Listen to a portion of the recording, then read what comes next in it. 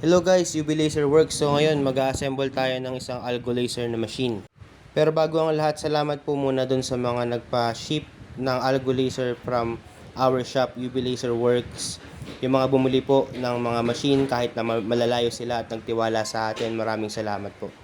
So panoorin niyo po ako kung paano ko buuin tong Algo Laser 5 watts na to. Pero anyway, kahit 5 watts or 10 watts, parehas lang naman po.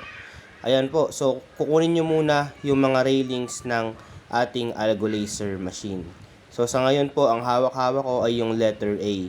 Paano po natin malalaman na tama yung pagkakapwesto natin sa letter A? Number 1 po, yung mga guhit, yung mga guide na parang sa ruler ay dapat nakatutok dun sa loob ng machine. Number 2 naman, yung dalawang butas po na nandun sa gilid ng letter A ay dapat nasa front left or nasa harapang kaliwa ng machine kapag nakaharap ka sa machine. Ayan guys, so kung makikita nyo, meron pong butas dun sa front left ng letter A. Ayan po. Sa ilalim po ng letter A or ng kahit na anong railings ay meron pong butas sa magkabilang dulo. Yung dalawang butas po na yon ay dapat nakaturo or nakatutok sa baba. Doon po natin ilalagay yung paa ng machine natin mamaya. Susunod naman natin gagawin yung letter C. Pareha sa letter A, yung mga guhit na parang sa ruler ang nakatutok sa loob ng square. Tapos makikita nyo dyan sa letter C nyo na merong 4 na butas. Yung 4 na butas na yon ang dapat na nasa side nyo, mas malapit sa inyo. Tapos ito namang parang harang na yan, yung parang tornilyo na yan na ginagalaw-galaw ko, yan naman yung mas malayo sa inyo. Diyan kasi bumabangga yung x-axis natin or yung lagayan natin ng laser head para hindi siya bumangga dun sa mismong railing na letter B. So ayan guys yung mga guhit dapat nakatutok sa loob. Tapos yung 4 na butas na maliit dapat mas malapit sa inyo. And then yung parang tornilyo naman na nagsisilbing stopper ay malayo sa inyo at dapat yung stopper na yon ay nakatutok sa labas ng ating square. And then ito naman yung letter D. Ang importante sa letter D, yung tornilyo na stopper dapat nakaturo din siya sa labas parehas ni letter C at malayo din siya sa'yo. Ayan, wala siyang mga guhit-guhit na parang sa ruler. Yun lang talaga yung magiging palatandaan mo. Kung mapapansin mo, merong butas yan sa ilalim, dalawa, magkabilang dulo. Yung mga butas na yon ang dapat na nasa ilalim. At ito namang letter B, itong bakal na inangat ko, medyo tricky po ito. Dalawa ang butas niya kada dulo. So ganito gagawin mo. Yung butas na malayo sa dulo ng bakal, yun ang butas na dapat na nasa ilalim. Yung butas na malapit sa dulo ng bakal, yun ang nasa likod ng machine. Ulitin ko lang, yung butas na malayo sa dulo ng bakal, yun ang nasa ilalim dahil doon natin ilalagay ang mga paa ng makina natin. At yung butas na malapit sa dulo ng bakal, yun ang nakatutok sa likod ng ating makina. So kung mapapansin nyo dito, pinapakita ko yung dalawang butas. Ito yung sinasabi kong butas na malayo sa dulo ng bakal. Yan ang nasa ilalim. Tapos, yung butas naman na malapit sa dulo ng bakal, yan ang nakaharap sa likod ng makina. Yan ang makikita dapat na butas sa likod ng makina. Diyan natin ilalagay yung mga red metal plates mamaya. Parang ganyan sa paano ko siya binaba. Next na gagawin natin guys, kukunin natin itong mga L na locks para mapagdikit itong ating 4 na frame. Kapag tama ang pagkakalagay natin or pagkakaposisyon natin, makikita nyo na merong mga butas sa ilalim ng frame na yan. So pagkakabitin natin sila gamit yung mga L na yan at gamit ang screw at ang Allen wrench na kasama dun sa packaging ng ating Algo Laser. Sa part na ito, importante na unahin mo muna yung likod ng makina. Sabi ka muna gumawa. Kasi hindi tayo pwedeng gumawa dun sa part ng unahan or sa front or dun sa letter A dahil dun natin isusoksok mamaya yung x-axis natin. So kapag sinarhan natin yan lahat or doon tayo nagsimula sa letter A, wala na tayong pagsusuksukan ng x-axis natin. So para dikit natin itong mga letter L, kailangan natin ng screw. So ang gagawin nyo lang is i-flip nyo or baliktarin nyo yung dalawang frame na pinagdudugtong nyo, ipatong nyo yung letter L, itapat nyo sa butas at lagyan ng screw. May ikot nyo yung screw gamit yung Allen wrench na kasama sa package. Huwag nyo munang intindihin yung mga washer, guys. Hindi kayo gagamit ng washer sa pagdidikit ng frame. Dito naman sa part na to, ipapakita ko sa inyo kung ano yung mga screw na gagamitin natin. Merong maliit, merong katamtaman, at saka merong mahaba. Dito sa frame or sa pagdidikit ng frame, ang gagamitin yung screw ay yung katamtaman lang. Pag naidikit nyo na lahat ng frame, meron talagang susobra na isang katamtaman na screw. And okay lang yun kasi talagang meron silang pasobrang isa. Huwag kang magpanik.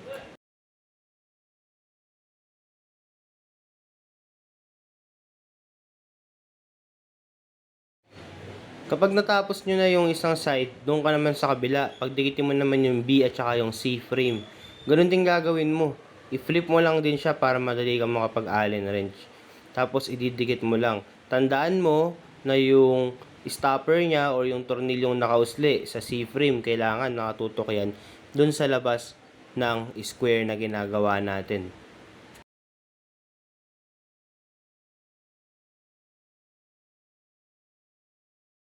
Kapag natapos mo nang ilagay yung mga tornilyo sa BNC, BND frame natin, pwede mo nang i-flip uli yung frame mo o yung frame ng makina natin para ilagay na yung x-axis.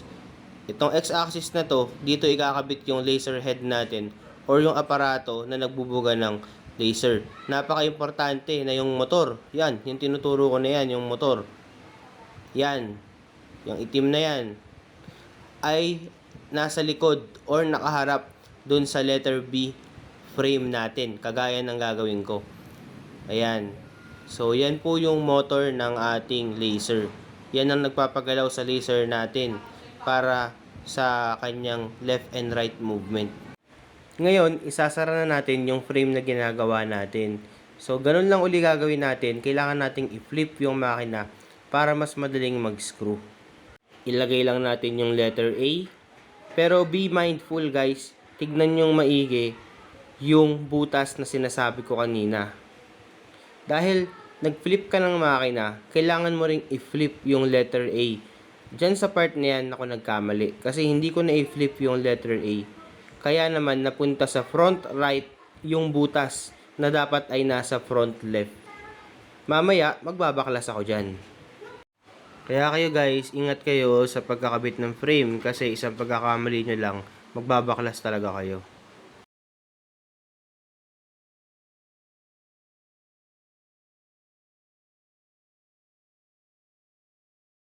Dito sa part na to, kinuha ko na yung mga mahahabang screw.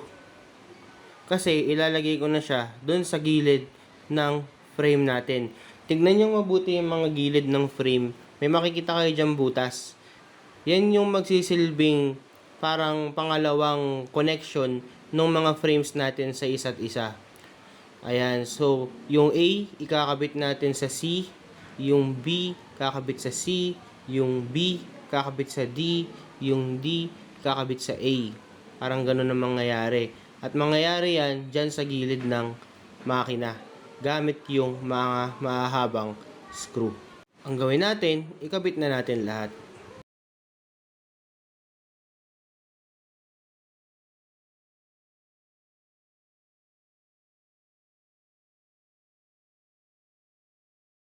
Dito sa part na to, akala ko pa din okay lang ang lahat. Pero nagkamali na tayo dun sa letter A.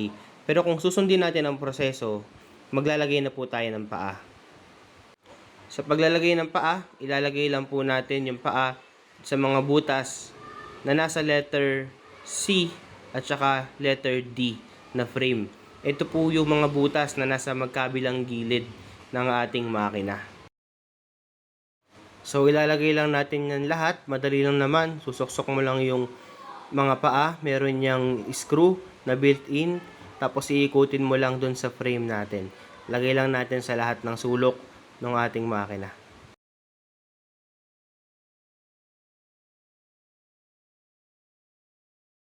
Kapag nalagay mo na lahat ng paa, i-flip mo lang ulit para makaproceed ka na sa next step. Next step natin mga boss ay yung paglalagay ng metal plate na dadaanan ng ating mga belts. Yung belts nga pala yung magpapagalaw dyan sa ating x-axis para makalipat siya ng pwesto. Sa paglalagay ng metal plates mga boss, meron tayong dalawang butas dyan. Actually, tatlo pa nga. So, dalawang bilog na butas at saka yung isang bilog meron siyang butas na pahaba sa kanyang taas. Yung butas na pahaba na yun mga bossing, yun yung dadaanan ng belt natin. Doon natin isusok-sok yung belt. Ayan guys, oh, pinapakita ko dyan yung dalawang butas na bilog. Tignan yung maigi. Meron tayong dalawang butas na bilog, tsaka isang butas na bilog na merong pahabang butas sa taas. So, ang goal natin mga boss ay align natin yung butas na pahaba dun sa release natin na letter C at letter D. Kasi nga, dyan dadaan yung belt. Tapos, dun sa kanal ng letter C at letter D, dun siya dadaan para makarating sa kabilang dulo. Gagawin natin yun sa lahat ng sides or sa lahat ng corners rather ng ating laser machine. Yung butas na walang mahabang butas sa taas, doon ka maglalagay ng screw. Ang screw na gagamitin mo ay yung katamtamang haba lang. Pag itinutok mo yung metal plate na yan, dyan sa corner ng ating laser machine, makikita mo na magtutugma yung butas nila. Tandaan mo lang na yung mahabang butas na nasa taas ng isang bilog na butas ay itututok mo sa kanal ng letter C at letter D na frame natin. Dito nga pala sa part na to, na-discover ko na yung pagkakamali ko nung una. Sa nakikita nyo ngayon, binabaklas ko uli yung letter A para i-flip siya para yung butas na dalawa na para sa motherboard mamaya ay mapunta sa front left ng ating machine.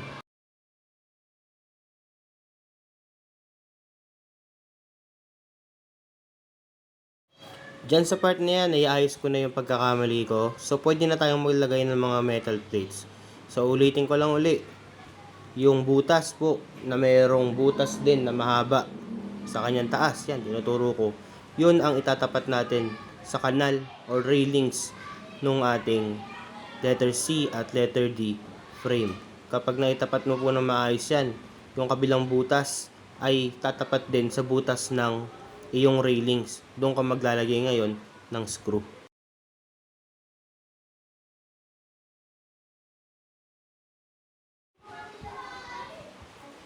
Ayan guys, yung sinasabi kong pagkakapantay. So nakita nyo ba yung butas na nasa itaas? Diba nakapantay siya doon sa kanal or sa release ng ating letter C frame. Ganun ang gagawin nyo sa lahat ng corners ng ating machine.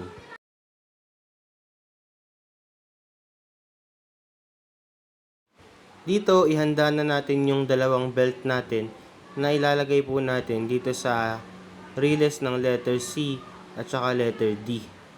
Dito sa part na to, guys, tatanggal ko na yung mga stickers ng release natin kasi magiging sagabal po sila sa paggawa ng or pagpasok nitong mga belts natin sa release ng letter C at saka letter D. Pasok lang natin sila guys dun sa butas na mahaba. Ang pagpapasok nito guys, yung ngipin ng belt ang kailangang nakadikit dun sa release. So yung makinis na part ng belt o yung likod ng belt ang visible sa taas ng laser natin. Ulitin ko lang, yung ngipin po ng belt ang nasa ilalim. So ipapasok nyo po yung belt dun sa unang gulong ng ating x-axis.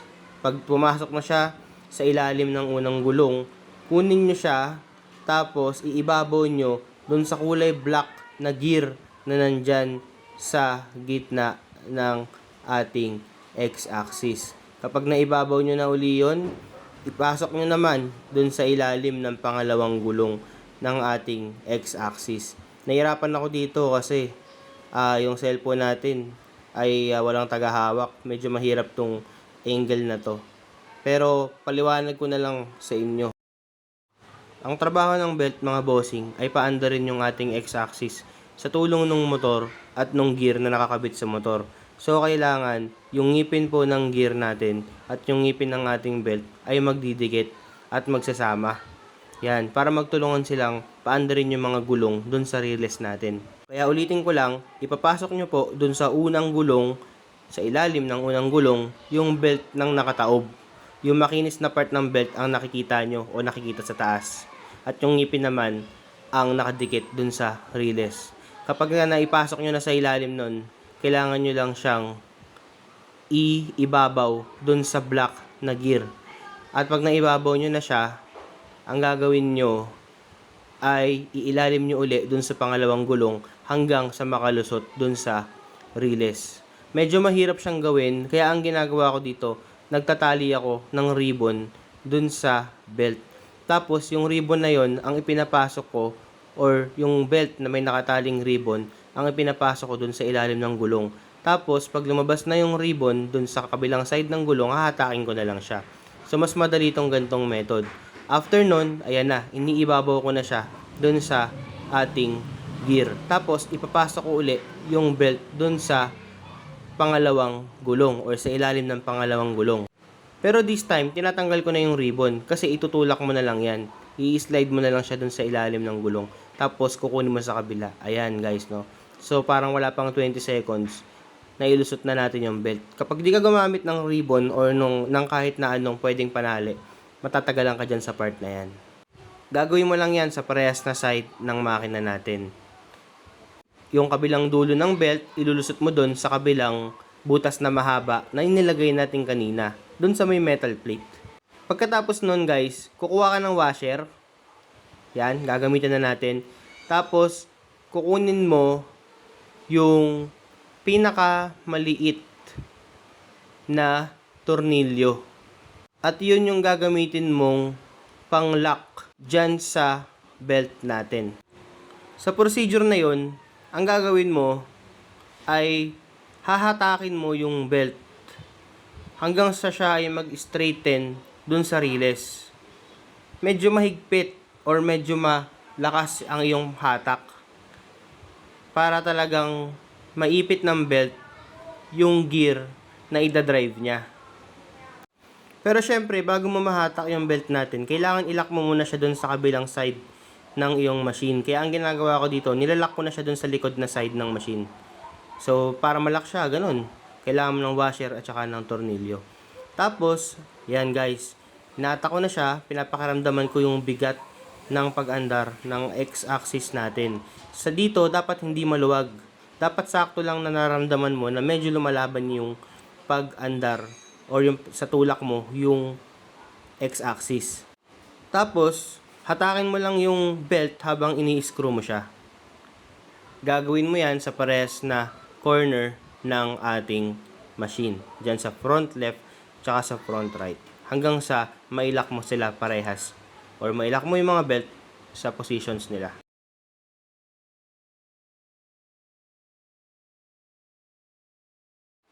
Okay, so ang next na gagawin mo na dito, Kap, ay ilalagay na natin itong ating motherboard.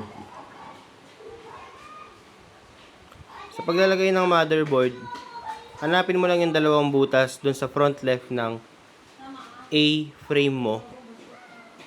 Tapos, dun mo ilagay o itutok yung abang na butas dun sa motherboard. Gamitin mo yung katamtamang haba na screw para maidikit yan or maifix yung motherboard mo. So, dyan, hanap ako ng hanap dun sa butas. Naalala ko, binaliktad ko nga pala yung makina kanina, kaya walang butas akong mahanap. So, yan, nakita ko na yung butas at i-fix ko na siya gamit yung katamtaman na haba na screw.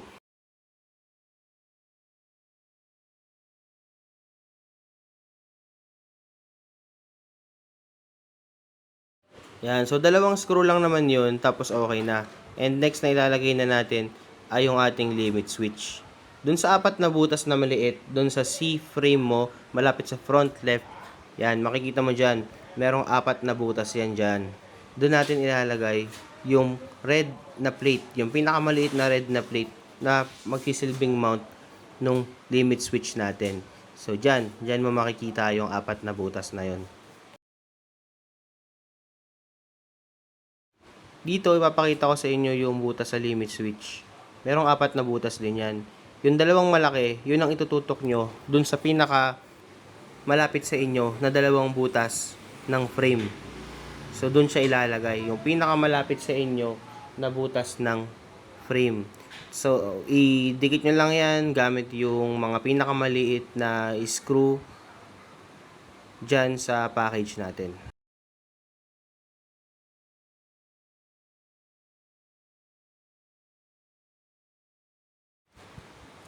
Kapag naidikit nyo na yon, yung limit switch naman ang ididikit natin. Dito sa limit switch, ang importante dito, yung clicker nya, yan tinuturo ko na yan. Yan ay nakaturo sa labas ng ating machine. Tapos, ito namang parang dalawang saksakan na to, yan yung nakaturo sa'yo. Makikita nyo naman yan guys kapag kinabit na natin kung paano yung position. Ayan. Ayan guys, oh. Nakaturo po yung nakaangat na part nung bakal ng limit switch sa labas ng machine. Tapos yung dalawang saksakan ay nakaturo sa'yo. So ganyan siya guys. Didikit lang natin yan gamit yung ating mga pinakamaliliit na screw. Meron pong maiiwan na butas doon kung saan nyo itututok yung butas ng limit switch. Pag tinamaan yan ng x-axis natin, automatic, hihinto yung ating laser. Ginagamit natin yung limit switch na yan kapag nag-home yung laser natin. So next na gagawin na natin is ikakabit na natin yung wires natin. So dito sa wires guys, observe nyo ng maigi kasi ang hirap magkamali dito. Pag nagkamali ka ng soksok, ang hirap hugutin. So dito sa wire, hanapin nyo yung unang-unang dalawang connector na yan. Mas maganda kung ititrace nyo talaga ng daliri nyo mula dun sa pinaka motherboard hanggang dyan sa connector na yan. Kasi yan pa yung isa, meron pang isang connector. So ang gagawin nyo dyan, huwag nyong ikakabit yan. Mahirap pong bunutin. Ang ikakabit nyo is yung unang-unang connector. Ayan, so sinasabi ko dyan na i-trace nyo maigi at yung unang-unang connector na mahawakan nyo, yun yung ikakabit nyo dyan sa limit switch natin na nakalagay sa malapit. Tapos yung isang limit switch naman ay nandoon po sa x-axis natin. Pasensya na kasi hindi ko yata na videoan. Ayan, yan pala. So yan o, yung dalawang connectors na yan, dyan yan sa limit switch na yan. Tapos, yung kulay white naman ay nandun sa motor. Para sa motor. Ayan guys, madali lang ikabit yan. Dikit mo lang. Tapos tulak. And then, itong yellow naman na matitira, yan yung para sa laser natin. Kaya ikakabit na natin yung laser natin. Yan, kunin lang natin yung laser natin. Tapos, i-slide lang natin yan dyan. And then, kunin mo yung dalawang, yan, yung pang-lock niya. Tsaka yan na rin yung magsisilbing adjusting knob mo. So, pag i-adjust mo yung height ng laser head mo, luwagan mo lang yan. Tapos, kapag okay ka na, sigipan mo lang uli. So, dalawa yan, para pantay yung pagkakatutok ng laser. Kasi pag isa lang yan, medyo nakayuko yung laser. Yan. Tapos itong white ulit, para sa motor yan. May polarity naman yan guys, kaya hindi ka na malilito dyan. Tapos, yung kulay yellow naman, may polarity din yun. Hindi ka na malilito. Yun naman yung para sa laser. And yan na guys, kapag nakabit natin yan, pwede na mag-engrave. So ayan na guys, buo na yung machine natin. Yung power adapter niya, madali lang naman malaman kung saan sila saksak kasi parang charger lang siya ng laptop. Tapos yung connector niya, yung USB papunta ng computer, Type-C. Type-C dyan sa machine, tas sa computer, yung USB lang. So yan guys, okay na yan. Pwede na kayong mag-light burn at simulan mag-engrave. So thank you for watching, and again, salamat po sa mga bumili ng laser sa UB Laser Works kahit malayo po kayo. Thank you po.